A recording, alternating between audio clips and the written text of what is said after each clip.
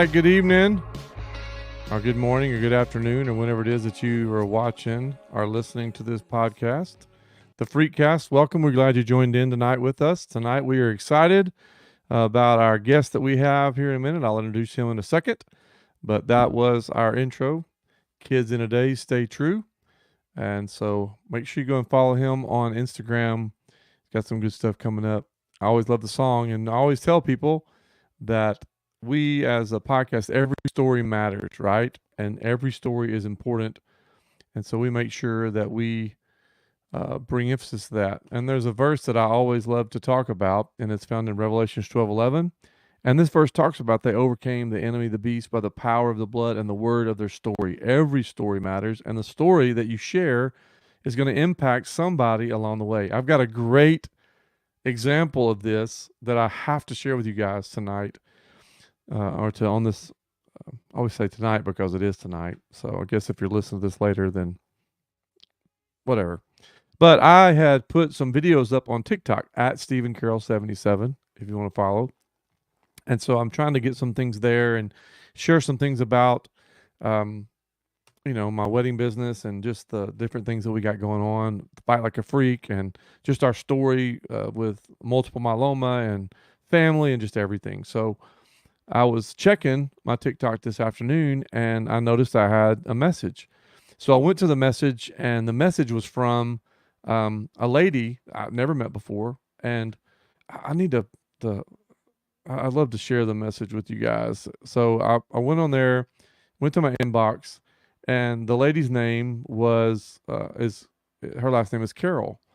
And so basically this is what she said. You randomly popped up on my For You page today.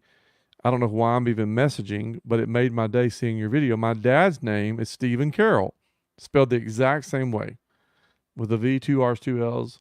And then she said he passed away in August, and I'm currently in the middle of planning my wedding for this August, and wedding planning's been rough since he'd passed away. But seeing your video and your name gave me the urge to keep going. And so we have had this long conversation, and so anyway, I may get the opportunity to go and officiate their wedding. Is that crazy or what? So it's one of the neatest stories. And I was telling her just in our conversation, I'm like, I don't believe that anything happens by accident. Everything is providential. Everything, everything happens. And we overuse this phrase, everything happens for a reason. But nonetheless, there's a lot of truth in that. But if we don't share our stories, then if I don't share my story on whatever formats along the way as I felt compelled to do, then we never get to have that conversation, and I never get that email. So I don't know. Not everybody's purpose or call or whatever is to do something like we're doing here with Fight Like a Freak, but somebody in your world needs to hear your story. They need to hear what you've been through. They need to hear the life and the pattern or whatever. I think it's just important. That's why that verse is so powerful to me, because not only is the story important that you can impact somebody else's life, but the story is also important because it's, as you share it and you verbalize and you speak it out, it's going to help you as well. And so that's the whole point, whether it's the theme song of staying true to what we're about, what our purpose is. Everything about this Freakcast is, and I love the word freak. And for you guys that don't know, the whole thing comes from my cancer journey with multiple myeloma. And the first morning I went to treatment, I wore a shirt that says freak across the front of it. And it just kind of went from there. And so this whole podcast, this whole deal, the Freakcast, is about bringing people on that have been through, incredible circumstances, difficult, whatever it is, but they're on the other side of that. And they tell us the things that they've learned and the things that have happened. So before we move a little further, I want to tell you that we did do our stem cell anniversary trip, and it was awesome. I've got a picture here I want to show you that I'm thankful for. And this is me and my family on the mountains of Colorado this past week, and it was amazing. And this day was the last day. And so this is my family, my oldest son, Braden, and Dawson, myself and my wife, Donna, daughter, Megan, daughter-in-law, Kaylin, and son, Jordan. And, oh man, I'll get emotional right now. But I don't know. We were at the top of the mountain, and I just started crying and hugging everybody, and just like telling them how much I love them, and just being where we were. And this is a story for another time, but I want to go into more depth about it. But it was amazing. And so now, next up is some friends of mine, Charles, Leisha, and Lacey, and I'm going to be talking to you about their dream of their anniversary stem cell trips and how we can help them. I'm going to have a guy on here Thursday of this week. His name is Clay. Clay has multiple myeloma, and he is really interested in what we're doing as well. He's going to help. Just have a dream that, just in our world, that we can impact people's lives. But for me, this trip was absolutely amazing, and I'm so thankful because a year ago, let me see, I don't know if I have that. I don't have that picture, but a year ago, um, on this day, actually, on my timeline, on one of my social media formats, came up. I was bald, and I had Chad, the guy I won't have on here in a minute. He's, we'll talk bald things in a second, but um, I'd lost my hair. I was in the hospital a year ago, and then this trip a year later was a dream. My wife put some really. My wife can write so amazing, and you'll meet her. For you guys that haven't met her, you'll meet her at some point. We talked about that today. I'm going to have her on here just to talk about from a caregiver's perspective and just how powerful. But man, she wrote two of the most amazing posts on her Facebook page that I will share on my pages at some point. But just verbalizing so many feelings that I had about that. So anyway, so there you have it. Thanks for the encouragement along the way, and it was just a great trip. And so I was thankful to be able to do that with my family, and look forward to helping other people do the same thing. So tonight, our guest is going to be Chad Stevenson. And so we're going to bring him in here right now. So here he is. What's up, Chad? How's it going, my friend? I put a hat on for you, so I No. busted your bald thing. Oh man, I'm so I excited can about bust that. it out again. Oh, there we go. Yeah. Yeah, man. In fact, my brother-in-law, Drew, after I had, the chemo and everything, I lost my hair.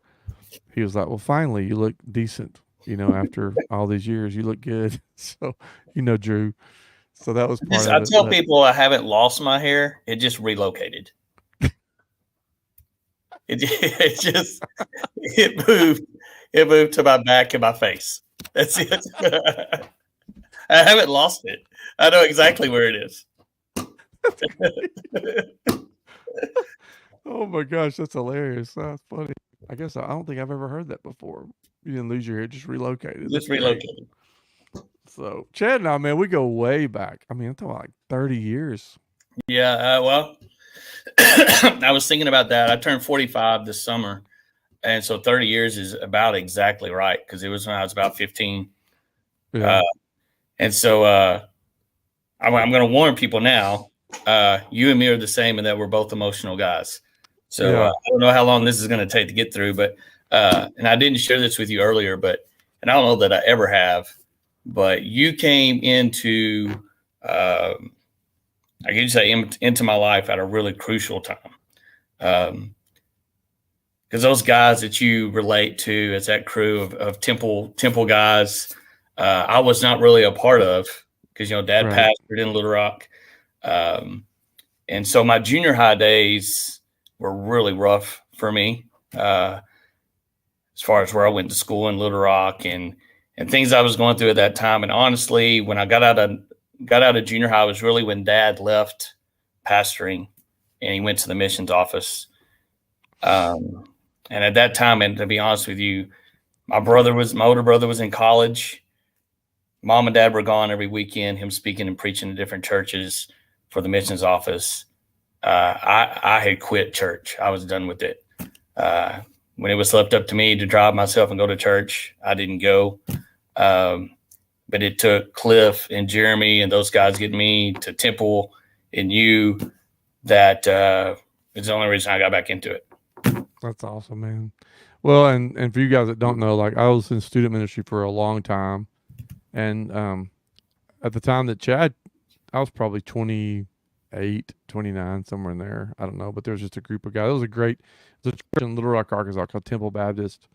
which no longer is, it's taken a new form now. We were talking about that earlier. My brother-in-law actually is over that, but man, it was just such great days, Chad. And I think just, having you there, man, I have so many great memories, and I'm just thankful that you were able to Well, be a part of that with us. And some of those memories probably weren't too great for you. no, they were, listen, every one of them, looking back at it, I mean, this group of guys, when you work with students, like there's a group of guys, a group of kids, and man, they were just, off the chart. I mean, they were just into everything and having a great time. But It would be a good way to my, put it. It'd be a good way yeah, to but put it.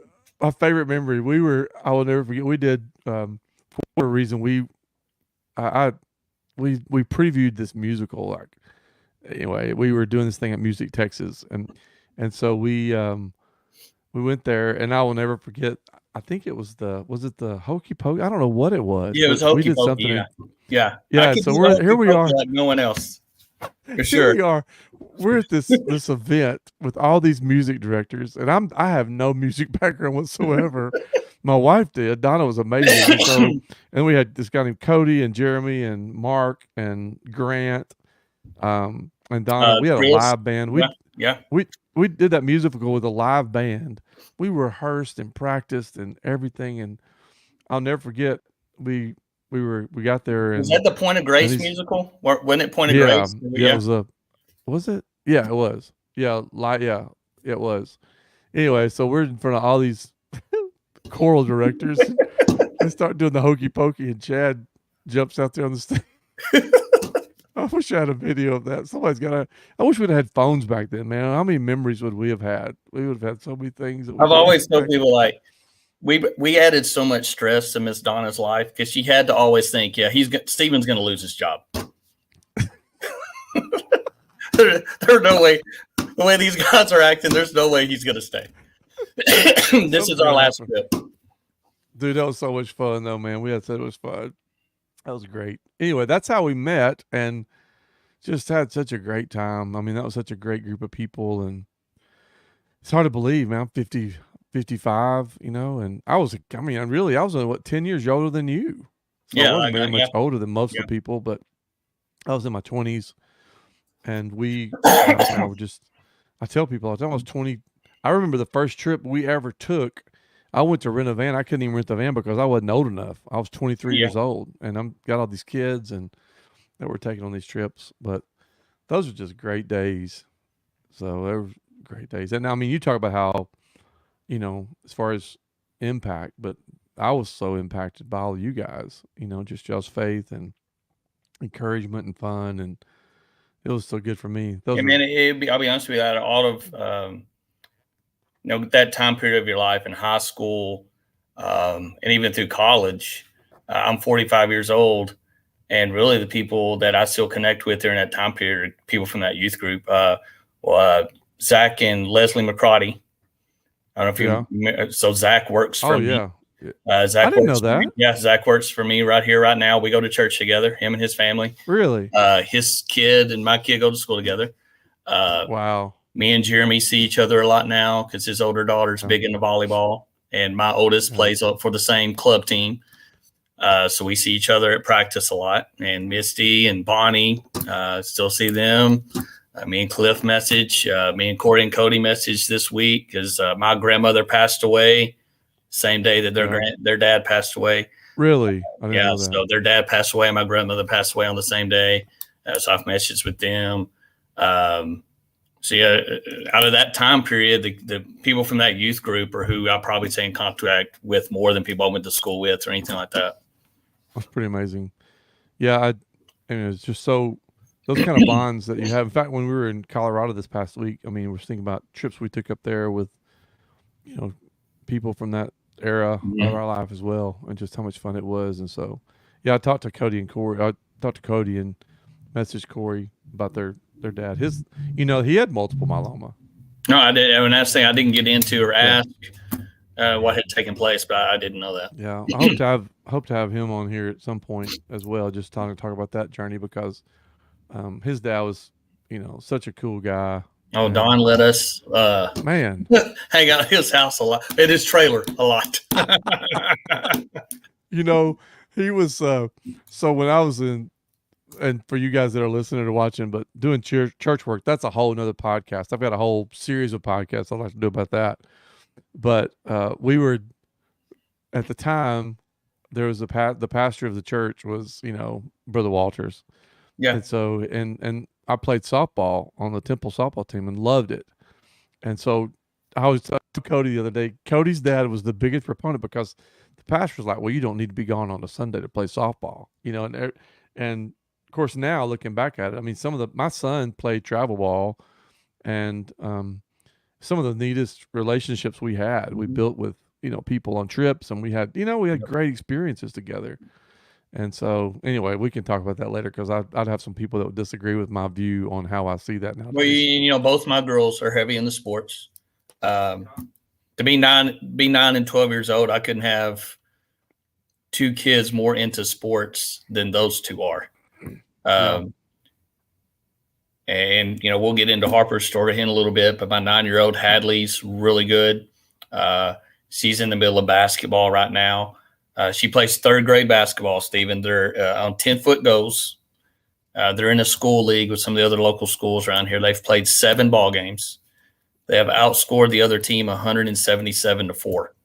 And I'm not exaggerating. That's ridiculous. We were actually Saturday when they were supposed to play, the two teams they were supposed to play didn't show up, wouldn't come play them. But she plays softball as well. But yeah, man, I mean, that's our life on the weekends. Well, you build relationships. You build relationships with people that, 100%. I mean, and it's important. And I just that's a whole. And we don't want to chase that rabbit hole. But I fully believe that. But anyway, Don, Cody's dad was just the biggest proponent, and so I will never forget. We were in Meridian, Mississippi, and I had somehow connived my way into the trip where I got to go to the national tournament to play. And we were on the front. I'll never forget it. We were. Is that when you drove the van? Was that the same year you drove the van and took all of us down there? I don't know. I don't remember driving. I don't remember driving a van. I don't know. But I just read we played at something. You drove the van and drove us all. I may have, but we were. He was on the van and he just looked over at me, put his hand on my back, and he said, "I'm so glad you're on this trip. This is where you need to be." He was so excited I was missing a Sunday, and it was so crazy. Isn't that crazy how we thought? Oh yeah, missing for sure. God gets mad at you. The world was going to fall apart. Yeah, yep. It's going to fall apart if you miss. Yeah. Anyway, it's more about counting people, and anyway, I won't go there. So, but man, I think those are that kind of stuff right there. The relationships, like you said, just relationships that you build with people over the years that make such an impact. Well, and for lives. you, I mean, and I've told you this before, I think, but for you in that time period, how you were with us and the impact that you made for us guys is what made me get into ministry. To be honest with you, wow. Ending up at CBC, even though that's not originally where I wanted to go. To school, to go to college. It's just kind of crazy how things worked out. But just knowing the impact that you have and how involved you were in our lives, and how, good grief, man. You and Miss Donna had your house open to us whenever we wanted to come over there and blow up fireworks or whatever it was we were about to do to destroy something. My yard. Exactly. Yeah. That's what drew me to it. That's awesome. Well, man, I appreciate it. Those are special times for sure. And I think, and just watching, over the years, just your story and how you're, so your family and just, that's kind of what we obviously want to get into, but I don't know. We could talk all day. That's the crazy thing. We could talk all day about stories of trips or events and things like that. It would be fun. I don't know how many people I could have on here at one time, but it'd be fun to have a bunch of those guys on here at the same time and just talk about that. Anyway. Well, so man, tell me how, just kind of go into, I don't even like, you and Jay, right? Am I saying that right? Mm-hmm. So you've been married to Jay for how long? 17 years. Yeah. 17 years. It's crazy. Yeah. 17, going on 18. Yes, sir. Yeah. So did y'all meet in college? She's younger than me, which most people are now that I'm the age I am. But yeah, so like I said, I ended up at Conway at CBC. Our families had kind of known each other. because her family, she grew up in Antioch. Yeah. And but through college ministry, mutual friends is kind of how we got hanging out. It's kind of a funny story. We had mutual friends. We were kind of hanging out together. Um, I was about to leave to move to Rogers, to Northwest Arkansas, to my first church to do ministry, and that's about the time we had been hanging out. So she kept score at the Conway softball fields. Okay. And so I drove up there one night. She was keeping score. I was going to sit in the little scores booth with her and just hang out. And I said, Yeah. Jay, I got a great idea. I said, we should date. I'm about to move 2 hours away. And as little as we would see each other, you would probably enjoy that. I'm moving 2 hours away. This works out great. We're not going to see each other that much. And so this is a great time to start dating. And so, I mean, we did, man. And 6 months later, we were married. Really? Yeah. Yeah. Wow. Here's a picture. This is Jay. Yep. That's Harper there in the pink shirt. Jay's there in the middle. And then Hadley, that's our 9-year-old in the black boots. Yeah. Yeah. That's awesome. It's beautiful. You were that the was thorn just among the other day. You were the thorn among the roses. Oh gosh, 100%, man. 100%. Yeah. So you guys, and I think that's a good thing. God blessed me with personality, right? And how right, exactly. Me and you both. Yeah, me and you both. I guess.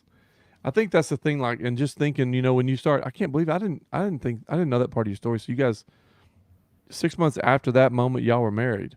Yeah, yeah, yeah. About 6 months. Yeah.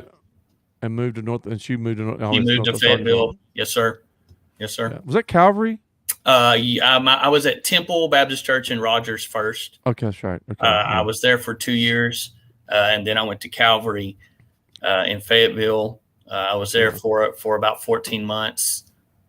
From there, I went to Park Avenue in Searcy. Was there about 5 years, and then I was doing ABS at Magnolia when Harper got diagnosed. Mm-hmm. Right. I was doing college. I think the thing too, like for me, and not to jump ahead, but when you get, you're getting married and you're having dreams and you have kids and you're, what your life's going to be.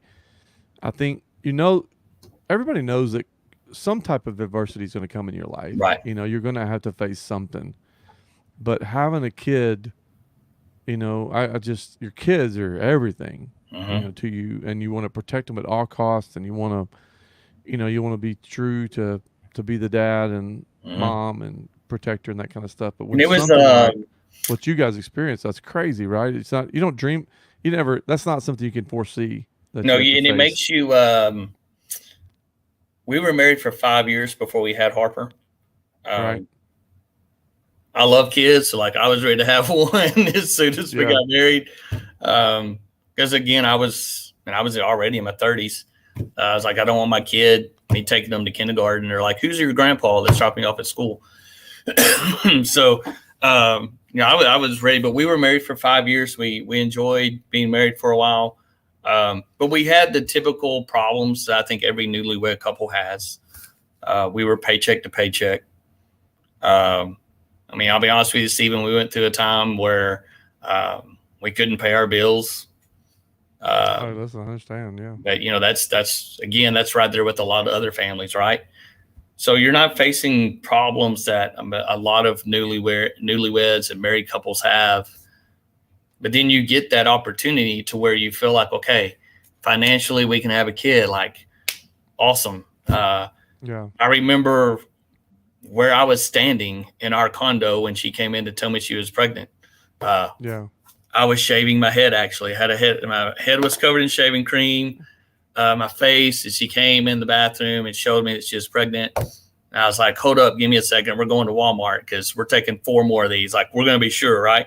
Don't be playing games. And the excitement level, like you can't put that into words, Yeah, I know. And it's just the same way. It's like, I think every parent listening to this or watching this knows that moment is just indescribable. It's that you want. And bro, you've got your children. It's not just the excitement of having a child. it's the excitement of, hey, all the stuff I'm going to do with this kid. Yeah, Like exactly. you're already thinking about, man, when they're 10, we're going to do this. When they're 15, we're going to do this. And Yeah. when it's a girl, it's, I mean, yeah, you dread the day you had to pay for a wedding, but the thought's still there, right? Right. So When you it's, want to soak up everything and be a part of it, yeah. that's the big thing. So, I think, and I, we were talking about doing this freakcast together and just kind of sharing your story, because this is all about people that face it, some type of adversity or some type of challenge or whatever, and they come through it on the other side.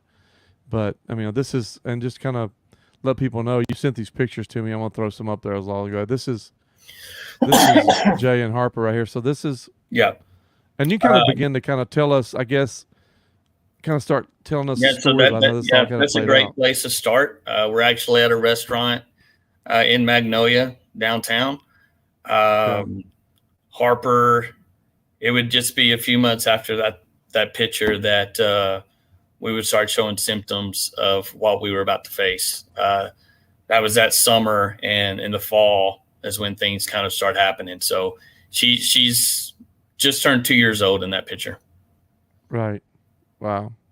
So she's 2 there, and Yes, sir. so kind of start. So what, like when you say symptoms, just Mm-hmm. kind of start telling us a story about, because I mean, basically, if you guys that are listening, watching, whatever, from what Chad told me earlier, and you can kind of expound on this a little bit, but she was diagnosed with a very rare cancer Mm-hmm. that, and I've got it on the ticker down at the bottom, that less than 1% of all cancers or something like that. So Man, it was a I don't know, just it was a long road to get there. So that picture was taken that summer. We had been in Magnolia for about a year. Went down there to do the college ministry at Southern Arkansas, and I'll be honest with you, Stephen, it was like where we wanted to be. Though you've yeah, been to Magnolia and you know what that town's like. Not everybody can say that, yeah, but college ministry is what I had always kind of wanted to do. We were growing, bro. Like yeah, ministry wise, things could not have been going better. We had just broke ground to build a $1.5 million facility and worship center. Um, Life was good. Uh, yeah, Jay was about to start teaching full time at Columbia Christian, the private school there in Magnolia. So that fall, school starts. We started taking Harper to the daycare there at CCS at the school. And shortly after school starts, Harper starts to develop a pretty bad cough.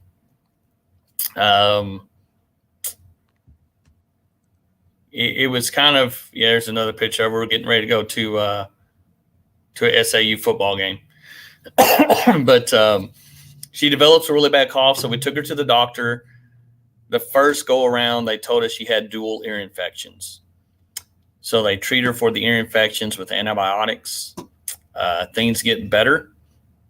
But then around Thanksgiving, her cough comes back and it's way worse than it was before.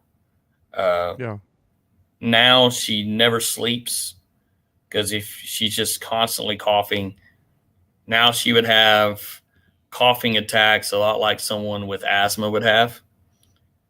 We would have episodes where she would stop breathing. We would have episodes where she would vomit, and no one could tell us what was wrong with her. yeah, And she never slept. I would lay on the floor by her crib because when she would have a coughing attack, we didn't know if she would vomit, what was about to take place. and she's 2, right? She's 2 years She's old. 2. Yes, sir. Yeah, And there'd be many, many nights I would take her in the living room, prop her up on the couch, and we would just set up 3, 4, 5 o'clock in the morning watching TV, watching cartoons because she couldn't sleep because she would cough constantly. So finally, we had a doctor who suggested that we go to Little Rock to see an allergy specialist. Magnolia is South Arkansas, a lot of pine trees, a lot of pine forests. So they thought that, yeah. No, that's my home. yeah. So we would go through Spring Hill, Louisiana a lot. on our way to Yeah. Shreveport or Bossier to shop or whatever. So I thought it was allergies. We go to Little Rock to see an allergy specialist. While we were in the doctor's office, she had one of her coughing attacks. Um, and the doctor for the first, and this again, man, we're 4 months into this thing, bro, where we can't get an answer. And she goes, "Hey, why has anyone done an X-ray?" We told her no. And she said, "Well, while you're here, it's just a few blocks down the road. Do y'all mind running down to Children's and letting Children's Hospital do an X-ray?" So this is a Friday. We had already packed our bags to just go ahead and visit our family since we were already in Little Rock for the weekend. And so we go and do an X-ray. We drive to Greenbrier. We're at my parents' house. My cell phone rings, and it's Children's. And they told us they had found a mass on her lung. They weren't sure what it was. They wanted us to come back on Monday for a CT scan. We go back Monday for a CT scan, and before she's even out, they page me and Jay back to a back room and pull us back there, throw her scan up on a monitor, and she already had a mass that occupied 3/4 of her right lung. Oh wow. Um, It was in the lung? yes, sir. So that would have been like last week of January, first week of February, somewhere in there. But it was covering. They weren't really sure if it was just on the lung or throughout the lung. Yeah. At that moment, but it was already from her shoulder blade to her trachea to her lower ribs. So it was already occupying basically all of her lung. They did here's where stuff gets crazy again. So they immediately check us into the hospital and oncology, and they do a biopsy on Tuesday. They come out within 15 minutes, and the doctor's like, "Man, I don't know what this is. I've never seen this before. I don't think it's cancer." So we stitched her back up. Okay. They put us back into a room and they begin to treat her for an infection or a fungus because now they're telling us it's not cancer. Yeah. During this time, she develops SVC syndrome. So what SVC syndrome is your vena cavas that are on both sides of your neck. They carry the blood from your brain back to your heart. When her vena cavas were getting below her collarbone, the mass had them shut down because the mass was pinned against her trachea. So she wasn't getting that blood flow from her brain back to her heart. So her face started to swell. Yeah. And within days, man, we were to a point to where her eyes were almost swollen shut. Golly. So at this point, we have every lead doctor of like infection and disease, oncology, cardio, all together in a conference room. And everybody's just kind of telling us their opinion of what we should do. She's a blood clot away from dying at any moment.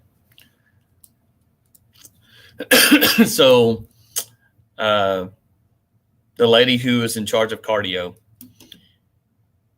she asked for our permission to send Harper's charts to different children's hospitals across the country.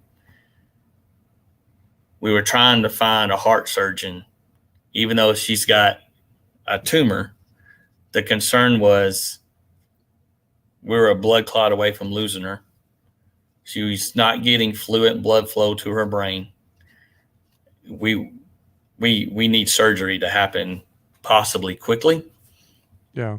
So we had a time where we thought we were going to Philadelphia, and then we thought we were going to St. Louis. Well, then the number one cardio surgeon in the country from Houston, he reaches out. He says, "Bring her to me." And we head to Houston like 2 days later. I mean, what are you and Jay at this point? Like, I think the thing, and I always try to bring in just the whole human element, just the realistic moment. You know, when you, because that I mean, and we talked about this earlier, but you get that when you get that kind of news. I mean, for me to get that kind of news is one thing, Right. but for you to get that news about your 2-year little girl, I Mhm. mean, you and Jay just had to be. I mean, I guess you get to the moment and you're just on autopilot because you got to try to get things taken care of, right? But I I mean, remember the day they told us that she had cancer when they first showed us her scan, and our family was up there, and I just remember going and finding an empty room uh, and sitting in there by myself what, and just go ahead thinking and say it like, again. Yeah, I remember all of our family was already at the hospital. We get and they pull us back. They tell us she has cancer, and everybody comes back to the room. And I remember just leaving that room and going and finding me an empty room, sitting in there with the lights off, and just thinking, man, like really, yeah, like I shared with you earlier, man. Spiritually, I had already had issues and questions, even though I'm a yeah, preacher's kid, even though I had grown up under under your teaching. I'm doing ministry. I've wanted a kid for so long. And like you give me a little girl for 2 years and then like that's it. yeah, Um, yeah, everything goes into question at that point. Um, yeah, that's the only thing that kept going through my mind. Like 2 years is it. That's all you're gonna give me. yeah, Like yeah, that's a mean trick. yeah. I know. And I think that's the thing. Like, I mean, and we'll talk more about this as we move through the story. But I believe that initial thing, people are that's where people are at. You know, it's not uncommon to Mm-hmm. question. It's not. I mean, obviously, I mean, in that moment when you're 2-year little girl, that's just normal. I mean, at some point, I think so often people think we've got to be super human or super spiritual or super this or Right. super that. And I mean, and you and I both have had these conversations in the past. It's that God's good with that. He's good with the Yeah. fact of you asking questions And it and took me a while, took me a long time. And I mean, I'll say even now, um, and there's something about it that when you're like in ministry, right? Like you're a minister, man, it makes you question so much because you thought and people observe you as being like a spiritual leader. And you have this happen to your family, to your child. Man, how many times have you been asked, Stephen, how are you doing? And you really wanted to tell them, I do. but it wouldn't be, but it would not be, it would not be Christian like. Well, but and I think that's the thing. And then when I say what I say, I totally get what you're saying because it's like, and I get it from the standpoint, and I would there's no way I could ever understand what you and Jay felt Mhm. and what you went through in that situation. And that's the one thing that I think people need to understand in dealing with situations like this. Don't, you may identify with some of the feelings, but if you don't know what you feel, there's just no way. It's better to say, I don't know what you're feeling, but I just, Mhm. here I'm praying, whatever. But no, I get it. I mean, because it's like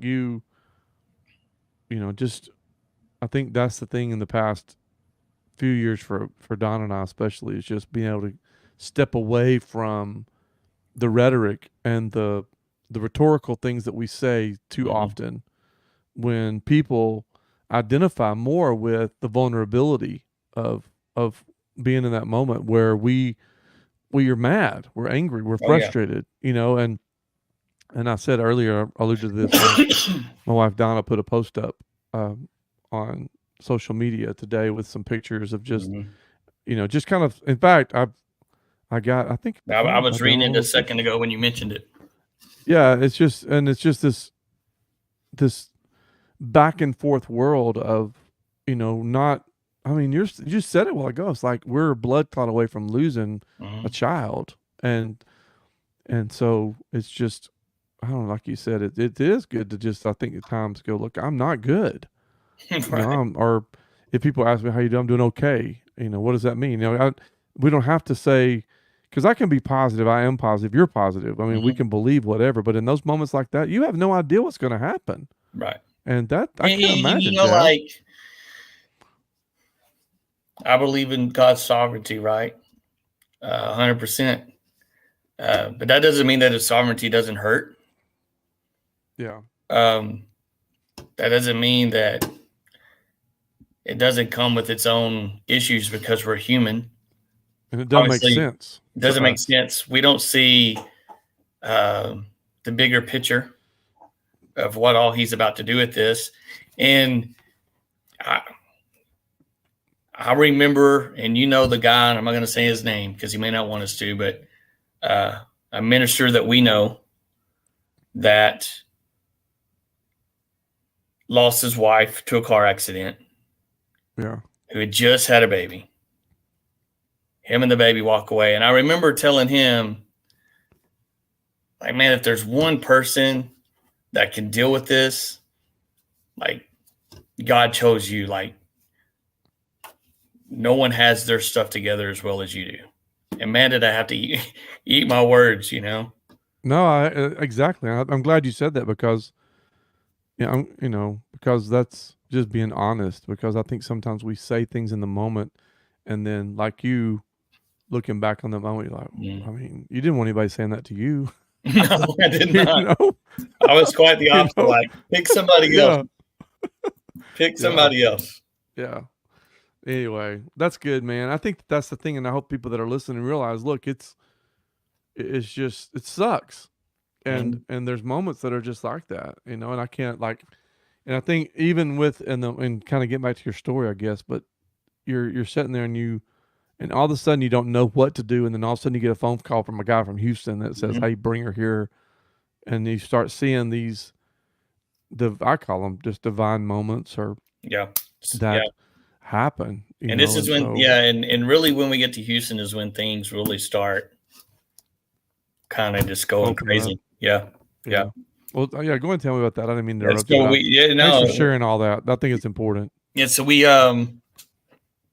again, things are kind of crazy at this moment because we really still don't have solid answers.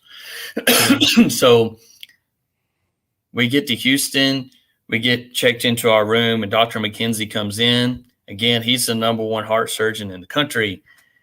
I think in Houston, like he's known as the machine or something down there. Like they have a title what they call him. He walks in her room. First time we meet him. We're 3 months into this thing. He goes, I think she has one of two things. And he writes two things down on a sheet of paper. Neither one of them can we pronounce. Yeah. And if they don't do another biopsy, and it's the very first thing he wrote down on that sheet of paper, a cancer that's less than 1%, a cancer that they've never even seen in a kid this age before. And that's exactly what it was. Yeah. But now we know what it is, but because of how rare it is, there's no plan.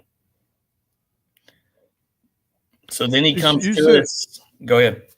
is this what this picture here? Is this like Okay, yes, this is a great picture, bro. So at Texas Children's, when a kid gets admitted, at this point, we're 3 or 4 months into this. So word is starting to spread about Harper everywhere. yeah. At Texas Children's, you can get on their website, you can find a child, and you can deliver a message to their room. And every day, a nurse will come by and they'll deliver those messages to that child in their room. Oh wow. First day we got there, we got maybe 4 or 5. Okay. So I told Jazz, like, let's put them on our wall. We'll tape them up. Well, then the next day we get about 20. Next day she gets 30 or 40. Within 3 weeks, Stephen, the entire room is full of cards like that. The entire room. And is this in Houston? This is in Houston. Yeah. And when we got one, for instance, if you would have sent one on one date and then you sent one 3 weeks later, we would take your old one down. Yeah. We got to a point to where her entire room was full of people praying and writing messages to our kid from all over the world. Yeah. We had from the Philippines to Mexico to Honduras to England to all over the U.S., That's crazy. Australia. We That's had amazing. pastors. See, we had pastors from churches in Houston who the word would just spread about her, who were coming up to the hospital to meet her, who we had no connection to. Yeah. We had a And do you think church. it's go ahead. We had a local church in Houston who we had no connection to bring us gifts and parking passes and gift cards to local restaurants. That's amazing. Never met a person Yeah. from that place. Well, and then that, and not only that, but I think in my experience, and I'm sure in your experience too, and not to get away from your story too, because I want you to finish. Yeah. Obviously, kind of where it went, but I mean, you're trying to figure this out, and you have no idea, and that kind of support means something. And then you, for me, doctors and nurses, and just these people that invest their lives in trying to figure out, first of all, what's wrong with you, what's the best course of action, and of course, my situation, the cancer that I have or that I was diagnosed with, is rare too, but it's nothing again, and it doesn't pales in comparison in my mind, because Right. one, I mean, it's your kid, but less than 0.1% or what? That's crazy. Yeah. And so, and they're having this kind of support. Do you? I mean, Oh man, let me what a- let me tell you about support for a second, my friend. One of the elementary classes at Columbia Christian where Jay taught in Magnolia, which is a small school. You're talking every class might have 20 students in it. Okay. Each class is responsible for a mission project each year. We get a call from one of the teachers. I think it was the third or fourth grade class. They're like, hey, we want to raise some money for y'all. Y'all pick out a verse, and we're going to put it on one of those wristbands, or we're going to sell them, or we're going to give the proceeds to you guys. They were selling them for $5. They cost $2 to get made, so they're making a $3 profit. Yeah. Within 2 months, on a $3 profit, they had raised over $8,000 for us. Oh wow. And I think that's the other element. You guys are your whole life stops. Oh, nothing. Yeah. I mean, it stops because you're trying to figure out what's wrong with your kid. And it's like you got to figure out. And you're in Houston. You're away from home. You're having to, all this stuff. Oh, it's crazy. Yeah, we had another guy. You would know his name if I told you, but a local businessman from Magnolia, oil man, who we got to a point to where, and we'll get into it here in a second, where the hospital finally told us we could go to a hotel. We couldn't leave Houston, but they were going to allow us to check out and go to a hotel. Well, we couldn't just go to a hotel room. We were going to be living in this hotel. And they told us for up to 3 to 4 months. So they give us a sheet of paper there at the hospital. And they said, here's your options of hotels. Because of her condition, we only want you so far away.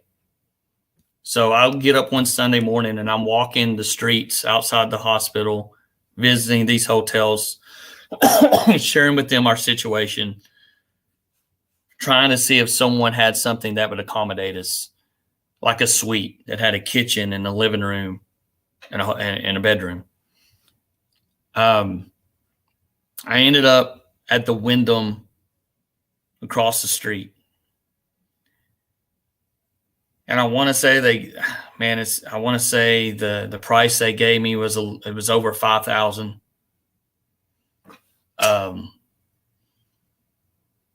At this point, church is starting to get out on Sunday afternoon, right? I'm walking back to the hospital. My phone rings and it's my dad. And dad goes, hey, Brother Jason Altman just called from Antioch. They took up a love offering for you guys this morning. Do you want me to bring it with me when I come see you guys? How do you want me to do it? And he goes, he told me the amount. He says it's like 5,000 and something. Dude, it was within $20 of the sheet of paper I had in my hand. Yeah. Then we didn't even have to use it because a businessman in Magnolia, I didn't know it. He had already called the hotel, said, here's my credit card, put all their expenses on my card. That's crazy. Yeah, and I think that's the thing is like I think people whenever you and that's what I want. And again, I want to get back to your story too, but But it's just there's so um, much, bro. I know. Well, but the thing is that that's what the whole idea of this movement, and it's not just here. I think there's so many organizations and stuff out there. Cancer sucks, right? It's Yes. not. It's a stupid disease. It's it's ridiculous, and I didn't know how but much it but sucked until then. no, Yeah. I believe me. Yeah, I can't imagine. Well, I can, but I think that it's these moments, and you want to help one another and be a part of people's lives and to encourage and however we can. And stories like that, hopefully, and we can encourage people that are facing something and hopefully inspire other people to, if they know somebody that's going through something, that they can, help them out, Well, yeah, So and and before we go further, they opened up an account for Harper at a local bank there in Magnolia, and Magnolia, it's not a large town. yeah. And Jay may have to correct me at some point, but man, I want to say at one point she had over $70,000 in that checking account. Yeah. Because I can imagine the expenses for a hospital yes, and sir. everything. Yeah. So And especially with what you guys were facing. yeah, we ended up living in Houston, either in a hotel room or a hospital room for about 3 months. Yeah. So where did they go? So they find. So you kind of come to the place where you realize, okay, and you pronounced the type of cancer it was. While ago, I couldn't. I was Oh going to man, type it out, but I can't. they call it an IMT. It's an isolated myofibroblastic neoplasm or something like that. Man, I don't know exact term, but again, we're at MD Anderson, where you want to be when you're dealing with cancer, and it connects with Texas Children's. But again, man, they're like, we have no game plan. There's no set regiment that we know works with this cancer. The other issue we had was she was so small. Yeah. And the mass was so big. Yeah. That Dr. McKenzie was like, even if I was to open her up, there's not enough room for me to do anything. Like, this thing's huge. Yeah. So we came up with a plan to do trial runs of different regiments to try to get this thing to stop growing and get to a point where he had some space to work. So that's chemo, right? Yes, sir. So we would do like a 3 or 4 week trial run with a regimen of chemo, and then we would do a CT scan to see what was going on. The first regimen was pretty low dose. Because again, man, she's 2. Yeah. So at this point, she doesn't look sick, right? She's still got her hair. She's still acting like a 2-year-old. I don't think it had hit Jay and I yet. Now, we're still at a point. Picture? Yes, sir. That's it right there. And you can see how swollen her face is right there. Her eyes are almost swollen shut. We had just got to Houston right there. And so you can see right there, man, how small she is. There's a lot of stuff going on, though. She had to be put on a blood thinner. So a couple of times a day, Jay and I are having to hold her down. I'm having to hold her down while Jay gives her a shot for blood thinner. If you guys that aren't watching, it's just a picture of Harper and kind of shows her face being swollen, like with when you're talking about the vena cava and stuff like that while ago, and where she's at. Hey, she's a cute kid, man. Yeah. I don't know if you realize that came from me. Or Jay, basically. Jay, yeah, exactly. I mean, he had a part, but again, just to back up a little bit, before how did they clear up the vena cava situation, or not really? All okay, so that's all still part of that's where the blood thinner kind of came into play to avoid the blood clots. Okay. They've not done any kind of procedure or anything at this point. Um, so she's on the blood thinner. They put her PICC line. They couldn't do a port because we already had too much going on in her chest. There wasn't Yeah. room for it, so they put what they call a PICC line in her thigh, and so her blood work, her chemo, everything would be done through that PICC line, which was kind of great because she didn't have to get stuck anymore. It was Yeah. hard on Jay and This, I. yeah. No, but for the, I mean, and I can't, again, it's not, there's no comparison, but I just know that Mhm, it made such a big difference to have, I had a transfusion line, so, but they mhm. could take blood, they could put stuff in, and they didn't have to, you didn't have to worry about getting stuck, like you said, over and over again. So, I mean, for So her, with yours, it had to be a lot better. did you have to flush it and clean it and Well, all yeah. that jazz? Yeah. Yeah. So Jay and I had to be taught how to flush the PICC Oh, I line, didn't do it clean the PICC myself. line. Yeah. Yep. It couldn't get wet. So this was another deal. You've got a 2-year-old little girl that's on chemo. Her counts are low. We're living in a hotel room. So they have to come in and clean our room every day. We have to find a way to leave the room every day, give them time to come in and clean it. We have to give her a bath daily, but yet her PICC line cannot get wet. So we'd have to wrap it in saran wrap, wrap it in towels, and have her stand in the bathtub and clean her. Yeah. And I've told people all the time, like, it's the behind the scene things that people don't see, that are hard. Yeah.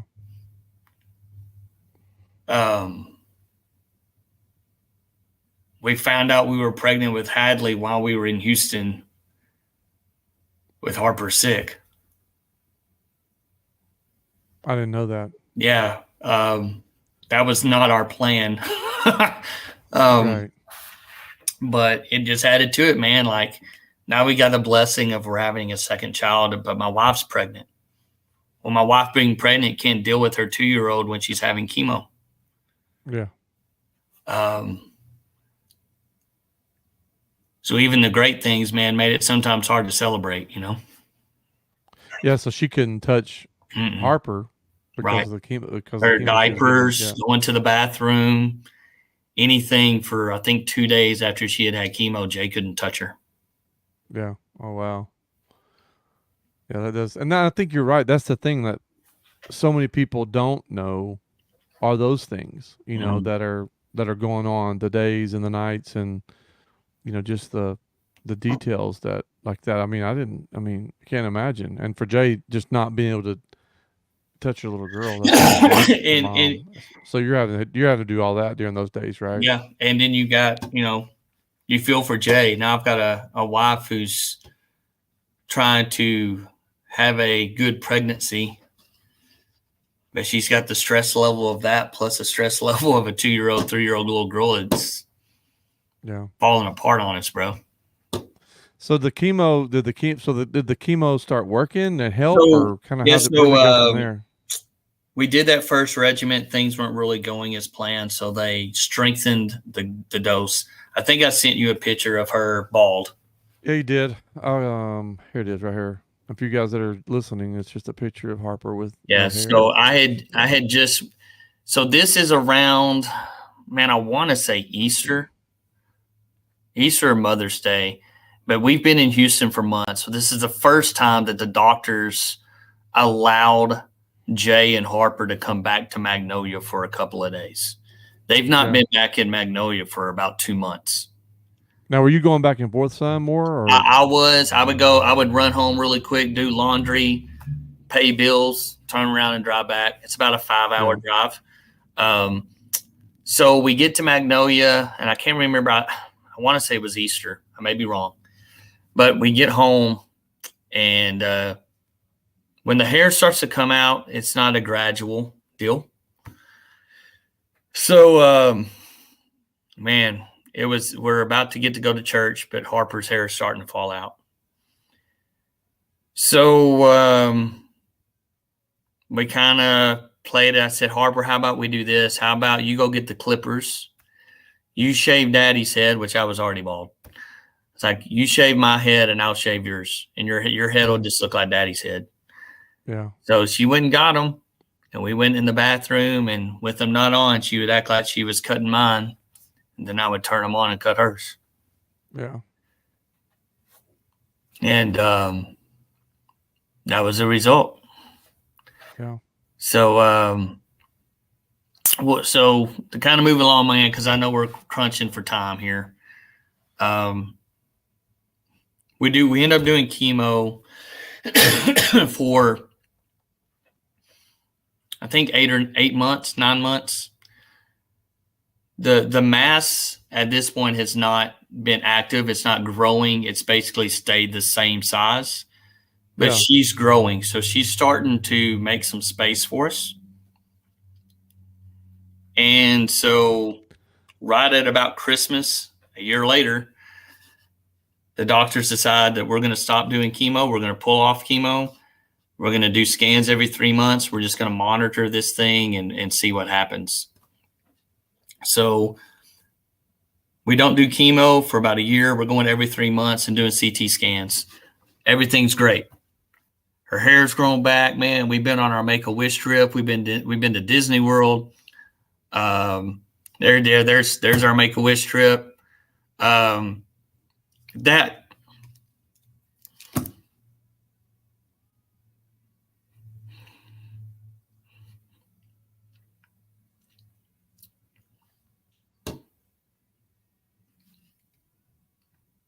I shouldn't have sent you that one. Why is that?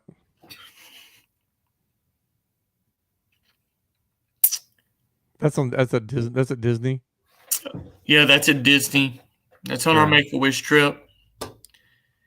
And that right there,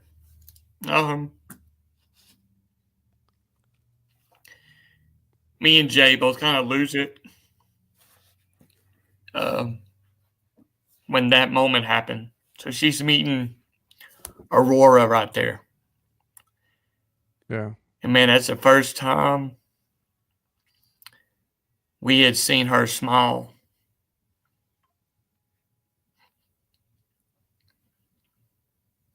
And be happy and be a kid in a Right. long time. Yeah. In a long time. So at that moment, we're not doing chemo. That's around spring break of that year, and And she's things are 3 at this going. point. Is she 3 at this point? Yes, sir. She's 3. Yeah. We we go through a year of scans every 3 months. So she turns 4 the summer after that picture. She's healthy, bro. She looks good. We've had no symptoms. We get to the end of that year, and the doctors say, "Hey, she looks so good. Her health is so good. Instead of every 3 months, let's do 6 months." We go in for our first 6-month checkup, which would have been that summer, right before she's about to turn 5 years old. And Dr. Raj comes in, and he said, "I got bad news. Like, it's doubled in size." Yeah. And we're like totally caught off guard because we've had no symptoms like we did before. Yeah. She shows no signs of anything being wrong with her. So we're given a decision. Surgery is our only option to save her life. So they schedule the surgery. We actually load up our stuff, ask if we can go on.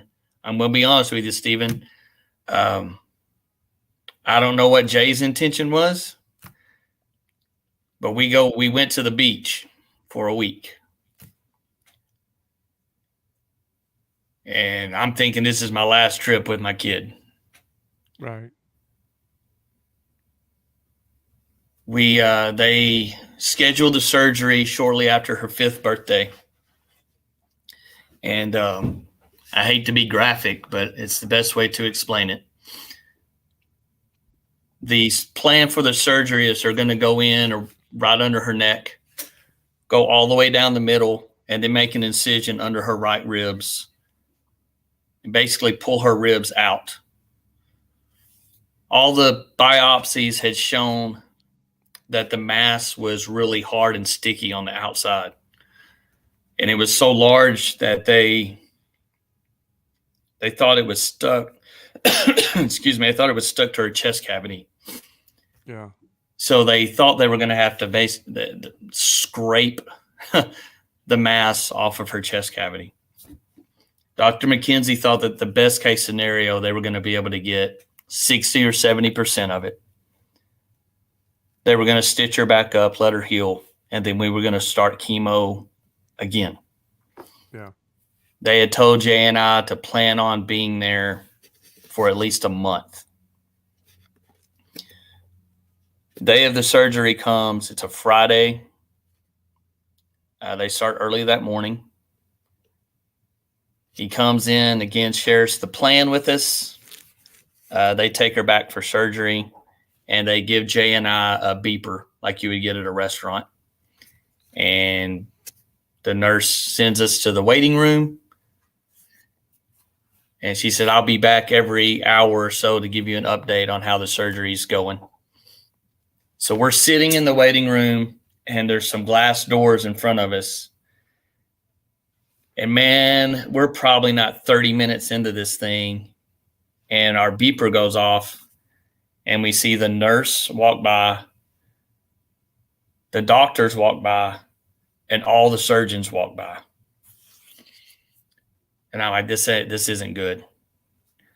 They pull us back to a back room, and Dr. McKenzie tells us that he makes the incision, and none of the scans have shown, but the mass is actually attached to her heart. And we either have to sign the papers and give them permission to take her heart out of her chest and put her on the machine, do what they can, and see if they can save her life, or we just stitch her up and we're done. So obviously, we signed the papers. 1% chance is a whole lot better than 0% chance. Yeah. So we signed the papers. A little over 8 hours later, they come out and say they're done. Pull us back to a room. Dr. McKenzie comes in, and he goes, guys, I can't explain it. He said, I made my first incision down the middle of her chest.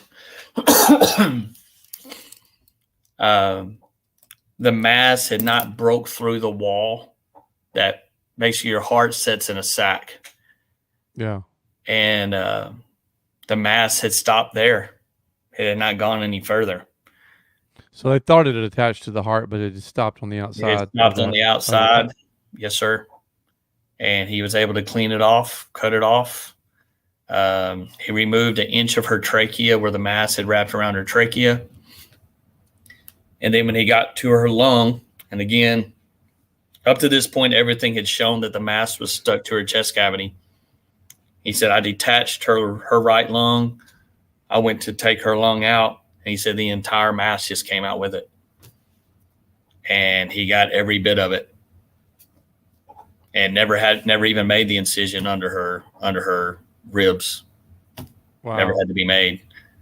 He said for the last hour or so, he really was just kind of playing with her body, because her body had like made all these new blood veins and just done all this crazy stuff. And so he was redirecting blood kind of where it needed to go and restructuring her vena cavas, fixing those. And I think I've got a picture in there of her in a gown.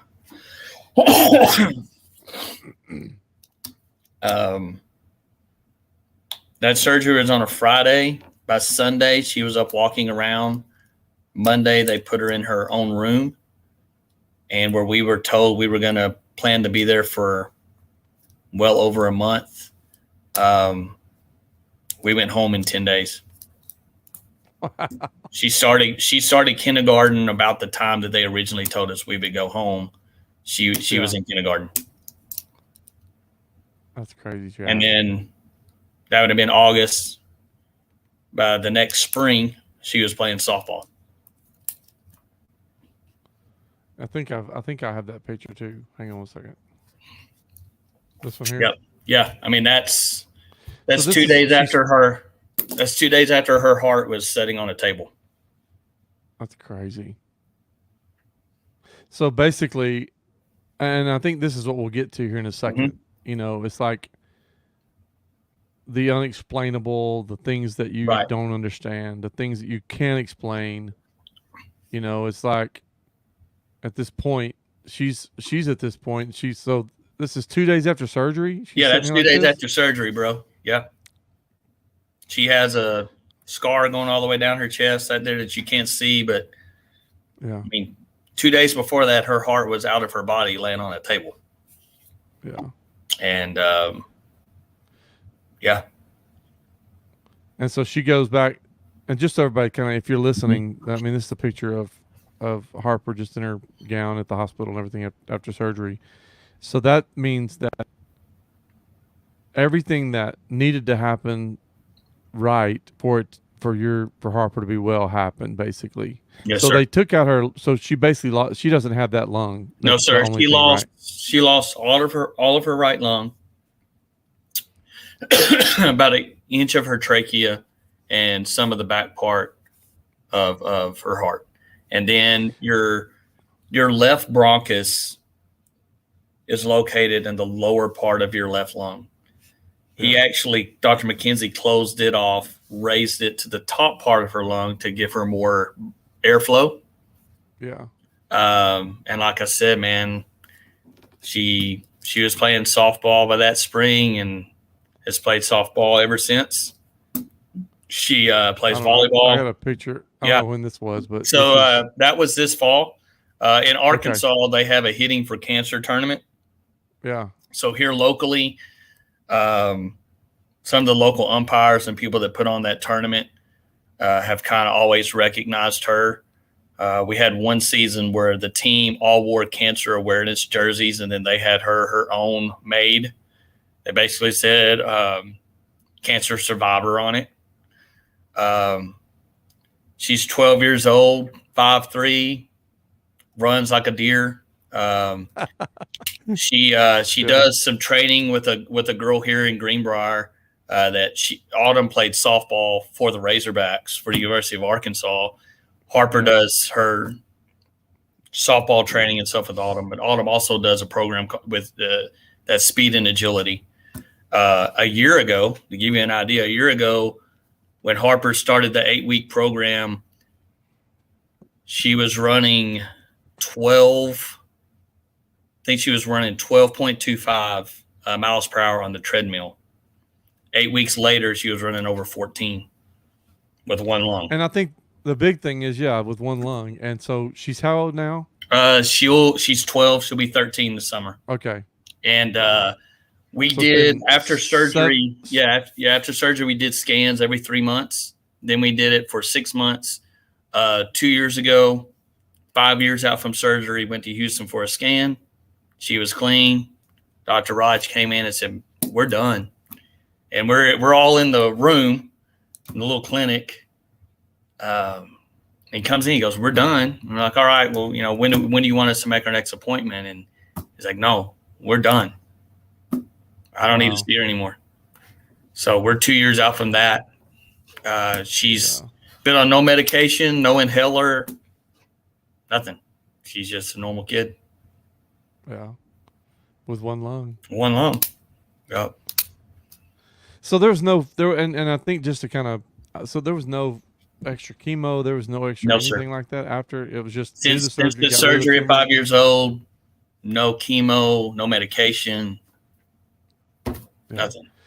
And I think this is where we got to get to is like, and Mhm. I know where we're going to head with this conversation from here on out. But I go back to the picture of all the things that all the prayers and all the people that posted things, and you know, I think everybody either watching this or listening to this we all have some story in our life, hopefully, where you just can't. There's things you just can't explain, Right. and in that moment, I think for me, there's a lot of things that come to my mind. It's like I'm in that moment when the doctors come out. You and Jay have to make this decision. It's like you said a while ago. It's better to have a 1% chance than a 0% chance. You've got Right. to do whatever you can do to save your little girl. And at that point, I mean, I know, um, you know, and there's things that we can't explain. I always tell people that there's things that I don't have answers for. Nobody has answers for. Things that happen that we can't explain. But I mean, I think our faith and what we believe matters. And Mm-hmm. I'm excited for the outcome that you guys have had, and just knowing what I know now, Chad, and realizing what you guys were going through at that time. I think we people live in their lives and they're doing what's in front of them. And I remember all Mm-hmm. of this going on in your lives, and I remember reaching out. And of course, I think things like, well, I wasn't as present as I Well, needed to I be. I remember didn't know, talking to you on the phone, like sitting in the hospital. yeah, Um, and I meant to mention this earlier, like, you know, your faith is one thing. Um, and I hate to sound this way, but what you see every day, I don't want to say it's another thing, but you know me, I can't be still, right? yeah, yeah. It was every day, man. I walked the halls I can't imagine. Yeah, of, and for instance, when we were shortly in Houston, I met a man from Korea in like the family room. His daughter was 3 doors down from Harper. She was 16. She had been admitted for the second time with leukemia. It's like 2 days later, 5:30 or 6 o'clock in the morning. I can't sleep because I'm having to try to sleep on one of those couches with a pregnant woman. You can't really do that, right. Yeah, you know. So I get up to walk, and I walk by her room, and all the family's in there, and she's passed away. Well, then that became like a weekly deal. yeah. So did you deal with when's that day coming for us? But now my kid's 13 years old, right? Yeah, and yeah, She's running around like a normal kid, and it's hard for me. And I know this sounds bad, but like sometimes it's hard for me to celebrate because I'm like, what makes me different than the dad that doesn't have the same outcome, bro? yes. I know, man. And Chad, I'm so thankful that you said that because um that is where most people are. And those are answers we don't have the answers. Those are questions. Those are statements we don't have answers to. And I think we just My kid probably had a less percentage of majority of the kids in those hospitals to still be yeah, here. And yeah. she's not still And we here. She's a normal kid. right, yeah. And I think that's the deal that makes it different is that we have to be really careful about, well, we had more people praying for us. We had this, we had that. Mm-mm. Those are that's not those are things we can't understand. Only those are things that we just have to somehow be grateful for what we have in front of us, and then be present for people that didn't get the same result, and Uh, and I've just struggled with love it. people. I mean, Yeah, I've struggled with it, man. Like, because you can't help but forget the doubts you had, yeah, and so you can't get that dirtiness off of you, right? yeah, Um, but yeah, I get text messages. I had a guy that when I moved to Fayetteville that I was playing traveling softball with. He was diagnosed. He's been diagnosed, and he was going to MD Anderson. And Brad sent me a message one day, and he's sitting at his, well, and you did it too. I don't know. I can't remember if you did it or not, but I've seen pictures of you when you were taking your chemo, right? Yeah. When Houston at the Children's Hospital, they have a chemo floor. Yeah. So when Harper would take her chemo, she'd be on a floor with 40, 50 other kids, right? And they're all sitting Yeah. in their chairs with their bald Yeah. heads, with their buckets next to them, getting their chemo. But Brad texted me one day, and he's like, I'm just sitting here going through pictures of Harper. Like, if she can do it, I can do it. Yeah. You know? No, I know, and I What do you think do with that's the that? deal. Is yeah, I get it, man. I get it. I think, and I don't know, just from your perspective though, just kind of telling as you Mm-hmm. kind of, I don't know what you do with that exactly. I mean, because I can give you a lot of answers. I'm very careful about how I say things now because I know what I believe, and I know more today, what I don't believe. But when you have to face the reality of life and death and Mm-hmm. the way that you guys did, and you get a diagnosis, and I've got in fact, I talked to several people today. I have a friend Pam that I talked to this afternoon, and she had triple negative breast cancer, and and she's got some stuff that she's still dealing with, but it's like, she just had her last scan, it was clear.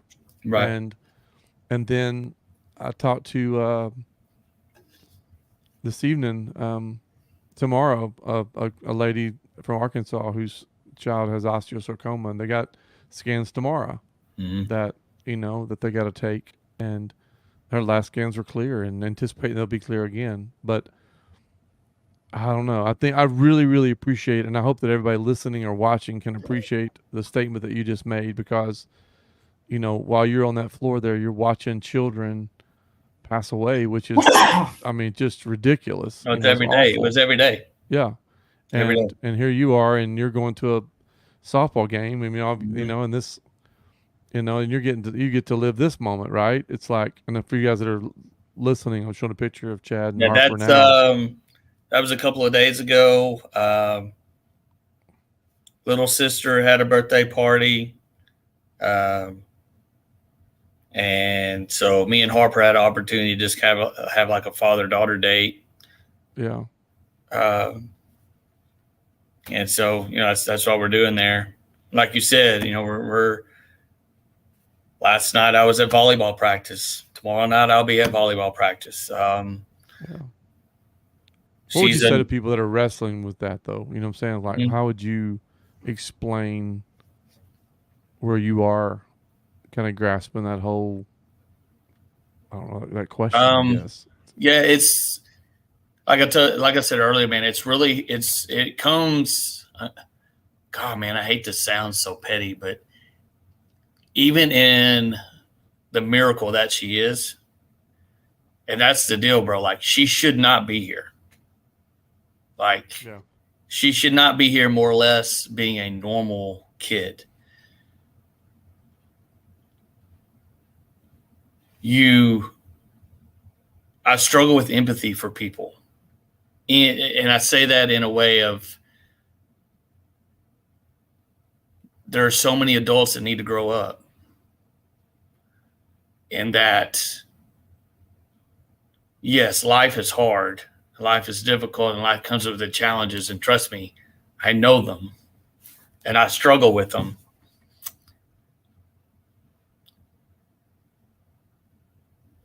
Some of the things that we let affect us are so small. Yeah. I agree. Yeah. Um, the things that we let interfere with our relationships with other people are so silly. And I'm guilty of it. Um,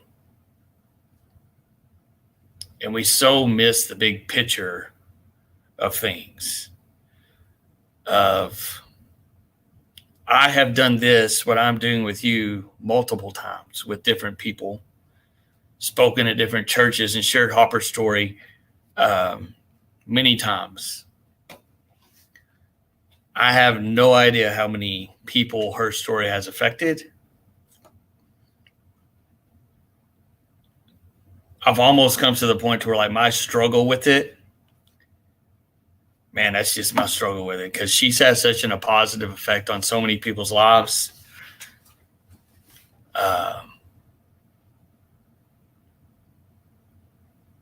I'm unworthy of that. Yeah. I'm unworthy to have that kid in my house. Right. And I think, Chad, I think, And I'm sure and Miss what I Donna believe, feels, I mean, bro, like I know you, uh, Miss Donna feels the same way, and your kids feel the same way with you. yeah, And any family that has to deal with somebody that has to go through that fight of cancer. Because, like I said earlier, man, like there's so many behind the scenes things that people don't see. yeah, Losing of the hair and the losing of the weight and the struggle to eat and the struggle to get up and move and there's just so much that people don't get, you know? yeah. And Well, and like you said especially for earlier, a, cancer sucks, you know? yeah, exactly. But especially for a 2-year-old, 4-year-old, 5-year-old little girl, that's And, nuts. I and, and think for honestly, me, Stephen, like it was a blessing she was that young. yeah, She won an award last school year because she finally sat down and she wrote a paper. But the paper was only on her memories of the surgery. hmm, She really doesn't remember much other of those things. And it's a blessing, honestly, probably that she doesn't. yeah. Um, but man, Well, you're folks that folks that deal with cancer, regardless of the outcome of that cancer, man, like that's a different level of person. Like I can't connect with that. Like I can't connect with you. I don't get that. well, I think that, and I appreciate you saying that, but I feel like that, like you experienced something in such a different, unique way as a father, having to walk with your child through this, and the whole point of this whole Freakcast deal is to hear the stories like this because, and I put in the, yeah, I put in the description that it's an incredible story of faith, healing, and strength. It's something that you have to have faith to sign that paper and say, look, we're going to take this 1% chance. We Right. got to believe. And I know you and Jay, and that when you signed that, you prayed and you had family members praying and you had Mhm. faith believing and people believing with you for that. And, and, I, and that at the end of the day, there's a reason. And, Mhm. and, it, and her story is impacting people that there's, and I hate to use the word reason, but it's like, because I'm very cautious about saying those things, but it's the whole point of this is every story matters because whether it's someone that's at MD Anderson and their child's in the hospital and they need to hear both the side of the fact that, hear the fact of what you went through and what Harper went through and what Jay went through and where y'all are today. And then also somebody's out there that, may not have had the same outcome.